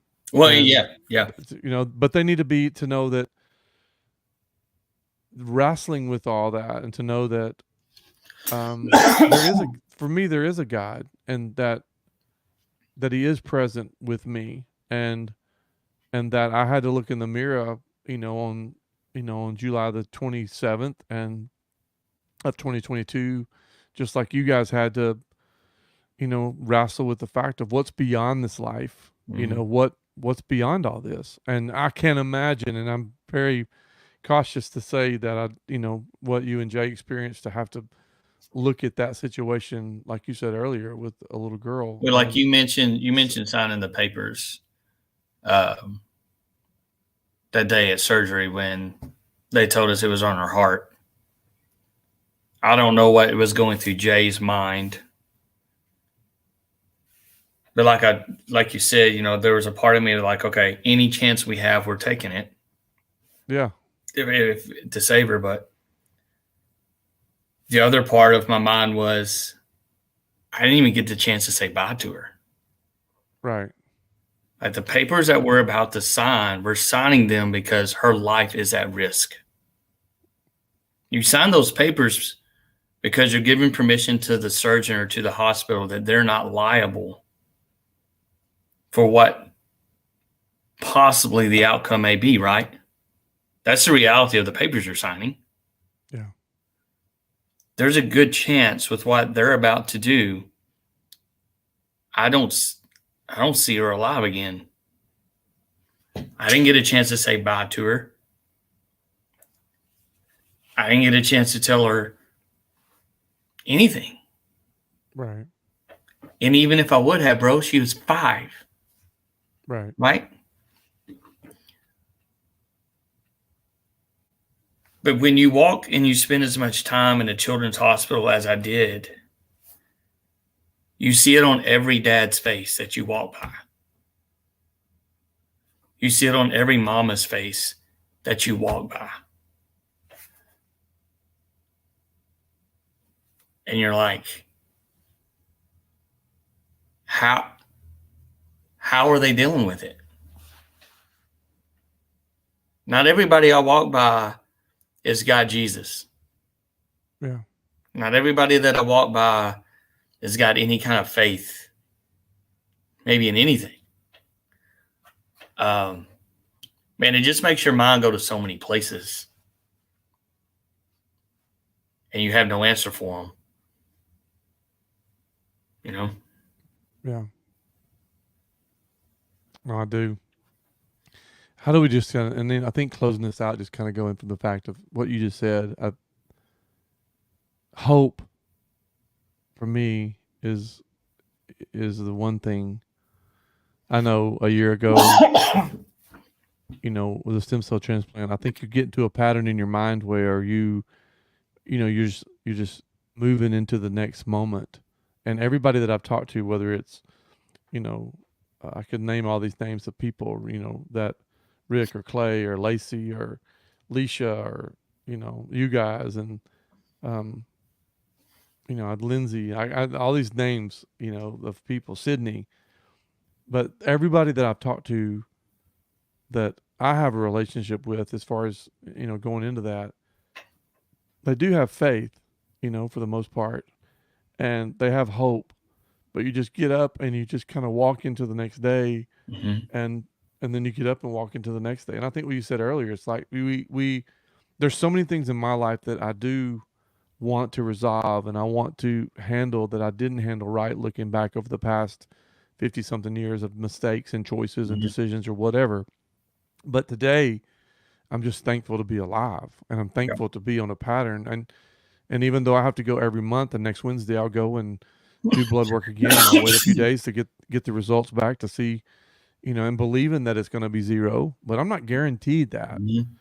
And so I think from I think just to kind of say, like you said a while ago about believing in Jesus, I do believe in Jesus, and I do believe that that He has made a way, and I do believe that. It's not rhetorical. It's not something I'm saying that I've been conditioned to say. Mm-hmm. It's something now that I really believe in a different way. And I remember over the years being in situations with people that lost someone, or that lost a child, or that had got a diagnosis that was terminal, or whatever the case is. All these things, and at some point I heard somebody over the course of the last 30 years of working with people look me in the eyes and go, "Stephen, I'm grateful." And really meaning it, because it wasn't grateful that they had what they had, or that they had been through what they'd been through, or that they experienced somehow in the middle of all of that mess, all that sucky part of life, Mm-hmm. um, that they found hope in what they believed. And I think that that's powerful.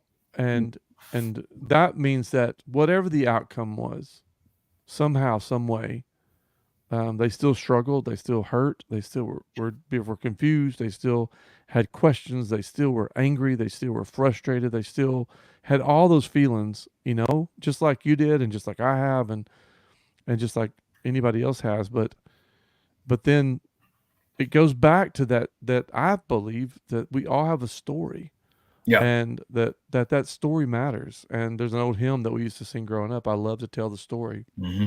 of, of unseen things above, and of Jesus and his glory, of Jesus and his love. And I try to, hopefully meet people where they are, to to to share what I believe and to share the journey that I have. And I think that people hearing your story tonight and hearing what you and Jay and Harper have gone through, that there's hope in that. There's miraculous things can happen. Things can change. Things can be different. It does work. It does matter that we pray. It does matter that we have people praying for us. It does that we can be in situations. There are people out there that want to help other people, not because you go to their church or not because, Right. but just simply because they just want to help somebody, Right. because that's the nature of people, and I believe that's, Well, and I'll be who we honest with you, are. Stephen, probably, and honestly, bro, like they probably helped me more than anything. As much as you are an LSU fan, I'm an Arkansas Razorback fan, right? Right. One of the biggest helps for me was when Harper got diagnosed and things started being posted on social media. One of the people that saw it was a girl that I went to college with, Amanda Creamer. Amanda's got her own health issues. She's a wheelchair, but she went to college with me at CBC. Well, she happened to be Mike Anderson, who at the time was the head basketball coach, University of Arkansas, his secretary. She's sitting at her computer reading Harper's story. Mike walks by, asks her about it. I get a phone call. Okay. Every year, the Razorbacks come and play one game in Little Rock right around Christmas. Amanda called me and she goes, "Hey, what's Harper's schedule this week?" And I said, "Well, she's got chemo on such and such a day. I think it was like on a Thursday." And she said, "Well, we're coming down. The guys always come to Children's Hospital. They want to come see her." Well, then that led to she felt good on Friday. We go to practice. Well, then she felt pretty good, so they went ahead and gave us tickets to the game on Saturday. Yeah. To where here's these college guys. Bobby Portis is one who plays for Milwaukee Bucks. Who now my phone's ringing weeks later, numbers I don't know, and it's Bobby Portis or it's Kai Madden or it's Jabril Durham. These guys that are college guys playing for the Razorbacks in the middle of their season, who are calling my number to check on my 2 and 3-year-old, 4-year-old little girl. That's We awesome. came home to Magnolia that Christmas, had a box in our front step where these guys and our families had bought her gifts. They call her on the phone, talk to her for like an hour, these college guys. "Hey, what did you get for Christmas?" And she doesn't remember any of that. She Yeah. remembers a few, to where we had total access to any practice or game we wanted to go to. But like you were saying earlier, though, man, like people's stories touch other people. Yeah. She has no idea. What you don't know is that Thursday before she had surgery on that Friday, the center at that time for the Arkansas Razorbacks was a young man from Africa named Moses Kingsley. Him and Coach Daniels, one of the assistants, flew to Houston and spent all day with her Thursday Really? before she had surgery on Friday. To this day, Moses will send me a message on Facebook. He plays ball in Europe. Or he'll text me, want to know how Harper's doing. Yeah. Anderson, every birthday since, will send Harper a message wishing her happy birthday. Like That's awesome. people's stories have an effect, right? And And I think someone that's the told thing. me, Good. I can't even remember who said it, but someone told me that your story is his story, and what he meant by that is everyone's story is God's story, and God has a purpose for it, whether we see it or not. Yeah. Um, And I think that's the hard, that's part of the thing. And the rub of it all. And I feel like that's what I'm hoping that we with the freak cast, because this is Mhm. definitely a freak story. You Right. know, I mean, and is that as people move forward and into life and they struggle and they wrestle, hopefully, like I pray that people hear this story and hear what you guys have shared and what you shared tonight about Harper and whether it's a child or whatever, but that it's going to impact people's lives Right. and somehow they can find hope, hopefully, you know, and ultimately faith to Mhm. know that, yeah, okay, there is a God, and I may not understand why things happen, and I may not have the answers to them And right it's now, okay but for your hope and your yeah, faith absolutely. not to be 100% all the time. Yeah, that's exactly right. It's okay not to know. It's okay to be frustrated. It's just that don't give rhetorical answers to, to situations, but just look at someone and say, I don't know. I Right. don't know. I don't know why this has happened. I don't understand this myself, but I do believe. I do believe. And I think that's where we stop. I think it's okay just to stop right there, Mhm. because a lot of times we go, I do believe God has a purpose, which you just said that, and I believe that too. But when you and I both, you know this as well as I do, when you're in the middle of that, purpose for what? I Right. mean, what, right? I mean, what purpose is there in this? Because you can't see it when you're in the middle of it, Mhm. And I know people are, And I'd rather not be a part of it, to be quite honest. yeah, right, exactly. And it's okay.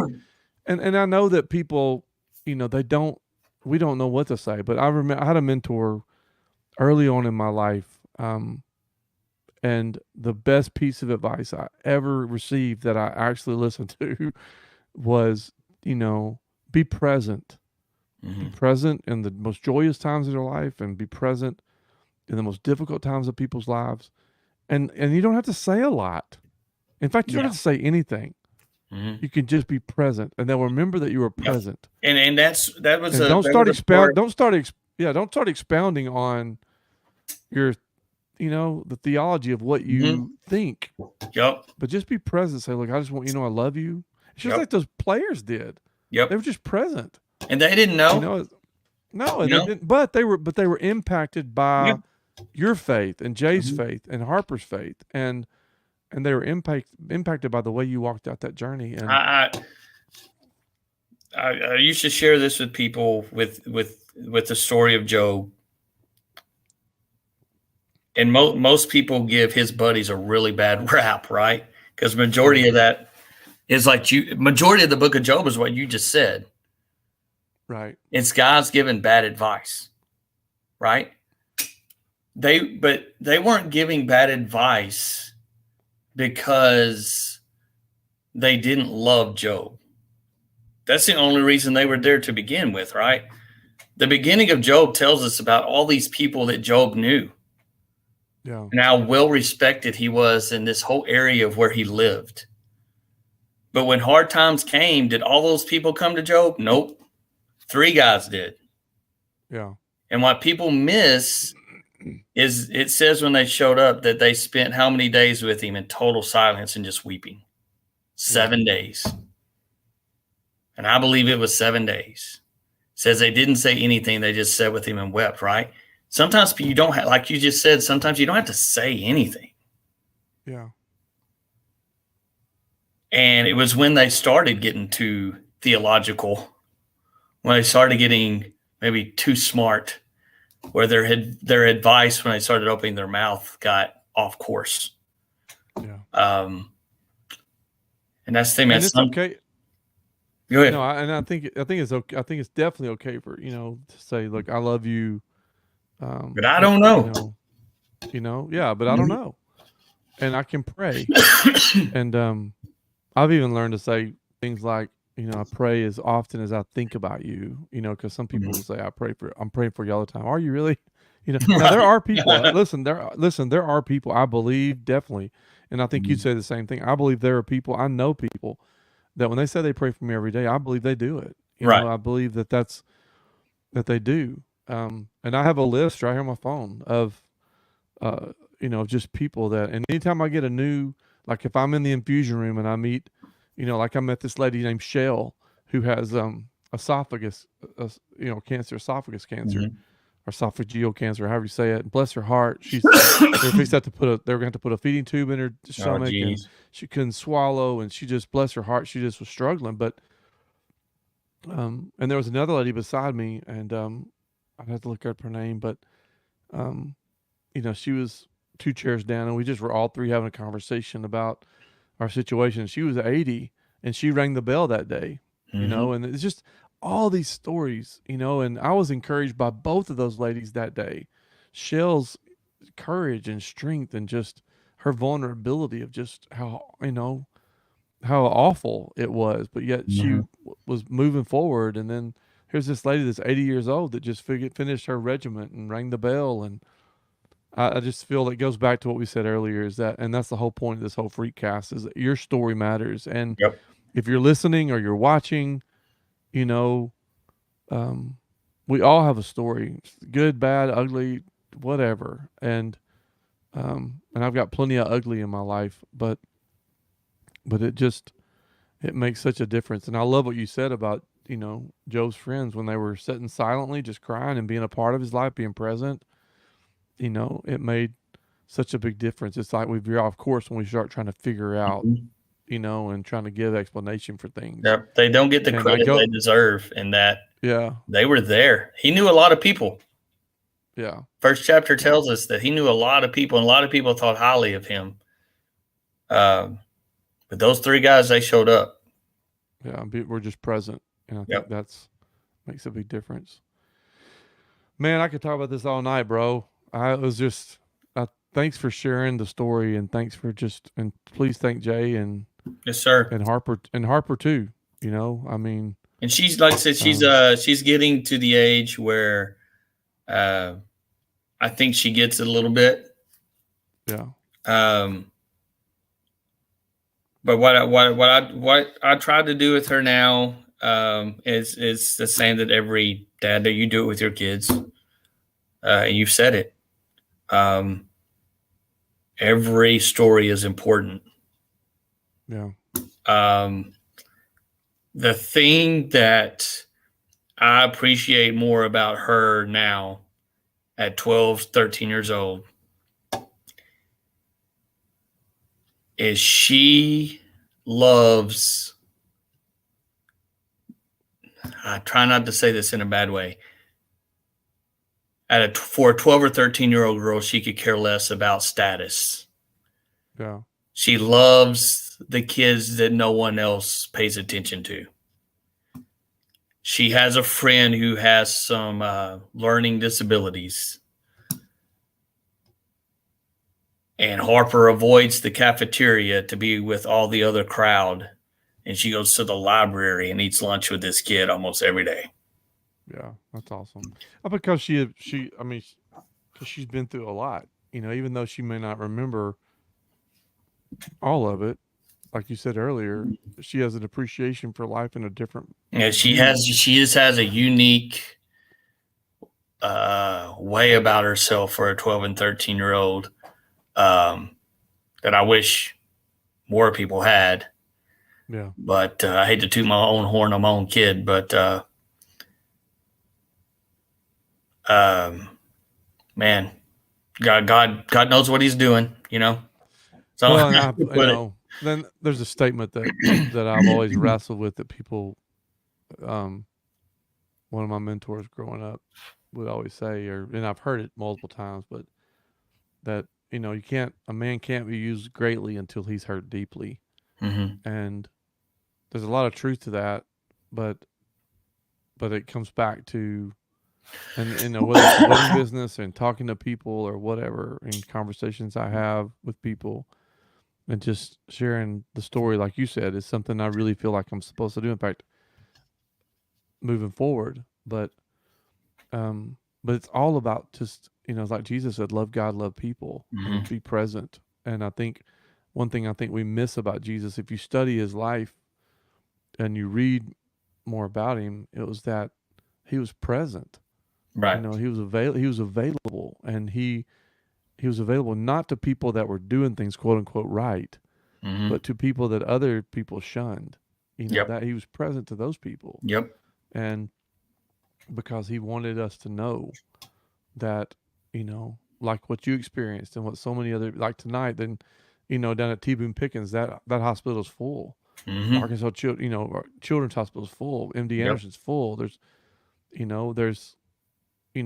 all these things are going on, and how can we help? And I think people listening, and I've tried to say this to people, um, if you know somebody that's struggling, and somebody that's battling cancer or disease or going through a difficult time, just shoot them a text. Just Yep. be present. Don't worry about saying the right thing. Just be there, Yep. and let them know that somebody is thinking about them. And I mean, you had a basketball player and a coach fly Mhm. down to be present. Yeah. I mean, and I think I mean, we can easily lose one of sight those of it. funniest moments was Moses in our hotel room singing Frozen songs with Harper, this seven Right. foot basketball player. Crazy. But Right. Look, man, how much can we learn from that? yeah, How much can people listening to this learn from that? Quit, you know, stop being so, like you said earlier, stop being so petty, hmm and just be present and love somebody well. Quit being so judgmental, yeah. Gosh, you have no idea. And unless you've been through something like that. So, Well, I'm going to say um, this because again, I know we need to wrap this thing up, but the reason I wanted to do this when I saw that you were doing it, and the reason I reached out to you is like you're part of her story. And that's why I shared what I shared earlier, man. Like, um, at that time when I was coming out of school, man, I was done with church. yeah, I had no desire to go back. Um,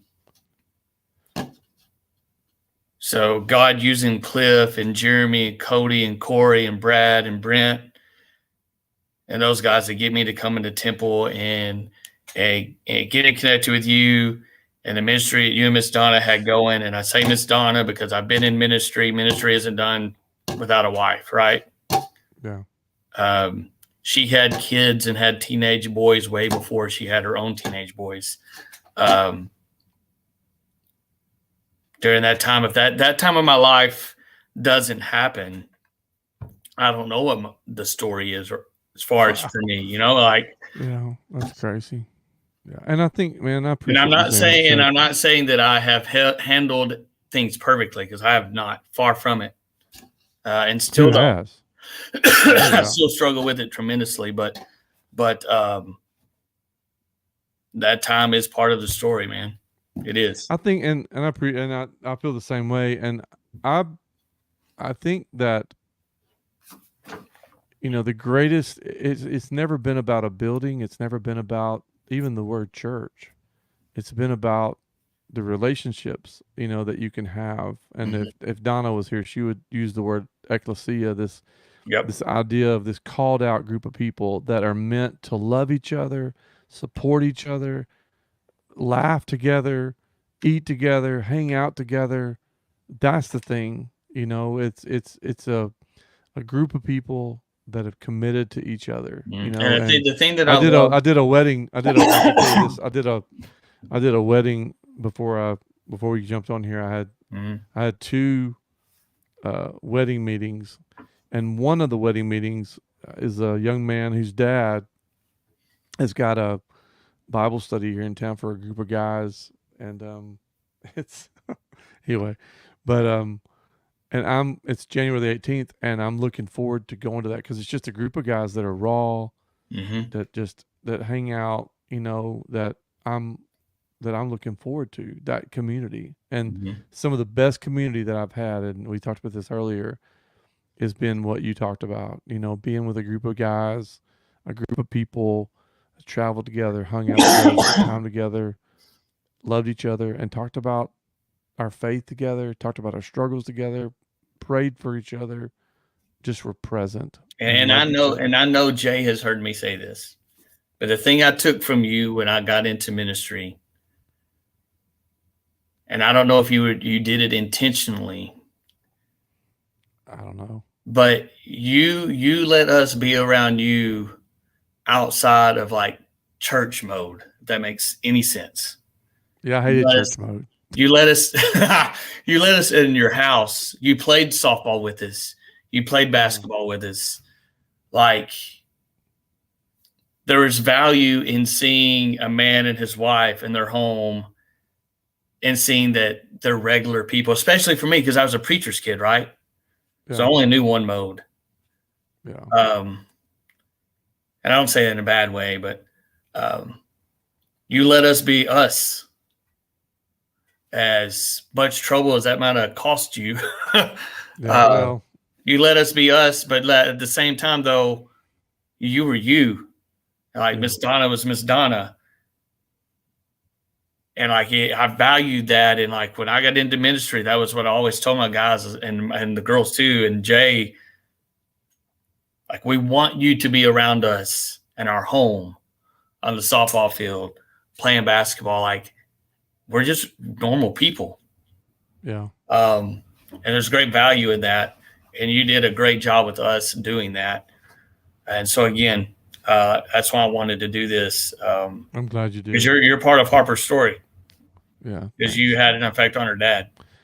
Well, and I think that's so powerful because even for people listening, you don't realize, just being present, being available, and you're part of a foundation in people's lives. I've got the same guys that were foundational in my life. I always say this, and then we can close. But I'm thankful for who I was becoming before I was diagnosed, and I think that's what you're saying. I'm thankful for who I was becoming before I had to face this situation because all of that was foundational. And Right, so, people listening or watching, everything that you're going through now, and the choices that you make, how you approach life, and how who you let into your life, all that stuff is foundational for whatever's coming because something's right. coming. Yep, Whether it's come or not, is irrelevant. It's just that something's coming, and so as you're, you know, moving forward in life, all that stuff matters. Who you listen to and right. who you're around, and just don't. Anyway, I could talk about that for a long time, but I think that's important, and I think it's cool. That's what you're saying is that all that stuff was relevant to what I would face or what you would face. 10 years later, or how many years later it was when y'all had Harper. And it's valuable to my kid. So yeah, it makes Uh, a difference because then it translates. And I tell my own kids that, and they're going through their own stuff. They have their own battles and struggles and difficulties, and they'll probably never even listen to this. I don't know or not, but somebody will, you know, and somebody will make it to the end of this, and hopefully, and I know, not hopefully, I believe that it will make a difference. I had somebody on a few weeks ago. He was like, "Well, how many views we have?" He said, "I don't know. I don't know how many views we had. I don't look. I don't. Hey, I don't know how because to me, it's more important that you and I showed up tonight and we did this right, because we spoke this into the atmosphere. And resistance tries to keep us from doing those things that we should do or that we right, dream to do. And when you and I do this, we have been freakish, in the right. fact that we have shared a story, we have been vulnerable about that story, and we've told people, look, there is a God. We believe Yep. there is. He loves you, and Jesus did make a way, and He is present, and He did show us a better way. Yeah. And what And people need to and know, sometimes, as cool as Harper's story is, with what we've shared tonight, uh, the coolest thing was a couple of years I got to baptize her. yeah, Uh, and when we were talking about it, um, she said, "Well, I guess God has saved me twice." Uh, yeah, that's good. Yeah, but her story wouldn't be complete without that. But I got to baptize her a couple of years ago. Her little sister yeah, this year. Uh, so I want to make sure people know that that is also a part of her story as well. Is that part? right, yeah. Man, Chad, this has been awesome, dude. Thank you so much. And we could probably sit down here another 2 hours. Maybe we'll have to Yeah, do another one down the road. I think you said that earlier, yeah, um, but I'm so thankful that because I've got a board up here with a lot of names that I know need to be on this, and I'm just thankful that you reached out to me, and definitely your story and just sharing it, Mhm. and Harper's story and Jay's story, and Hadley, is that right? Yeah, Hadley's the little one. Yeah. Yeah, yeah. And so, well, I just love you guys, man. Man, I love you too, man. Thanks for being a part of my life, and just I think, you talk about how much that I impacted, you guys impacted me, and made such a big difference in my life. We need to have a reunion or something, get everybody For together. I would sure. love to do that. For sure. We So need to have one soon while we can all remember each other's names. yeah, that's funny. All right, man. Well, tell Jay we said hi. Thanks I'll again, do it, man. and Yeah, I think she's yeah, watching actually. So well, good. Well, tell Harper thanks for letting us, hear her story too. It means a big 100%, man. difference. Yep. All right, man. Love you. Love you, brother. All right, brother. We'll talk to you later. Yes, sir. Okay. All right, man. All right. I'll do here. Hold on. I don't know what I did. Okay, there you go. Bye, man. All right, guys. Thanks for joining in tonight. If you did, and hopefully share this with people, let them know what's going on, and tell them about the Freakcast. Again, you can follow it on YouTube, Fight Like a Freak, and then www.fightlikeafreak.com. And then there will be an audio form of this up on Spotify that you can share with people too. So make sure you do that as well. We're going to have another one Thursday night. My guest Thursday night is going to be Clay, and his name is Clay Drake. And Clay was diagnosed with multiple myeloma, and he is a good friend of mine, and looking forward to having him on here. And then we've got a lineup of people, man, that they're going to be just great stories that, and every story I think will be different, that you can learn something and be encouraged. So thanks again for joining in. If you stuck with us to the end, good for you. That's awesome. And hopefully you can share it with some people too. So, all right, that's it for the night. Thanks again. And we'll take you out with Stay True. And we'll see you Thursday night. All right.